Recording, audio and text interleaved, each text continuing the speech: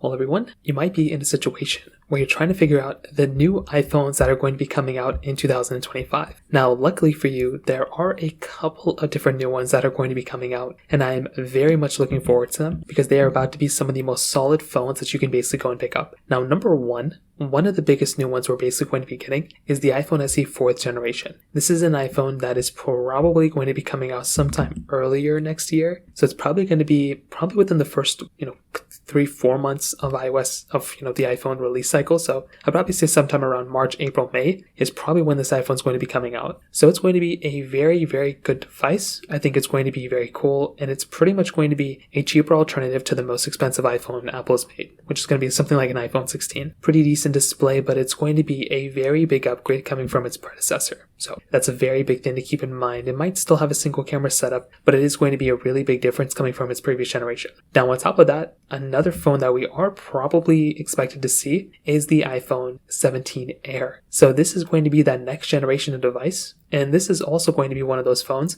that essentially going to be giving us another big upgrade. So this is not going to be that iPhone 16, iPhone 15, iPhone 14 type of layout. This is going to be an iPhone that you're going to be able to get, and it is going to be relatively cheaper than its predecessor. And it's not necessarily going to be cheaper than its predecessor, not that last sentence didn't make any sense. It's probably going to be more expensive, and it's going to have less features, but it's going to be the thinnest iPhone Apple's really ever going to make. So that in and of itself is another very big thing. Imagine being able to go through, buy an iPhone, like an iPhone, 17 Air, and that one is going to be giving you that type of capability. I think this in and of itself is a very nice thing to have. And once again, personally for me, I'm very much looking forward to that. And I do think that is another very big thing going on for that type of device as well. Now, finally, another set of devices that we're going to be getting is essentially going to be the iPhone 17s. So these are going to be the iPhone 17 standard, the iPhone 17 Pro, 17 Pro Max, and 17 Plus. There's a chance Apple may not make an iPhone 17 Plus. If that ends up being the case, then they will basically just switch over to something like an iPhone, 17 Air in this particular situation. But we're set to still get those particular iPhones too, and that in and of itself is going to be another very big change here as well. So those are probably all the new iPhones we should expect to see this year, basically next year. If you have any other thoughts or questions, let me know in the comment section below. Hit the like button, that will mean so much, but definitely hit that subscribe button. More importantly than everything else, I love every single one of you guys. Hopefully I'll catch you guys in the next video. Peace out till then.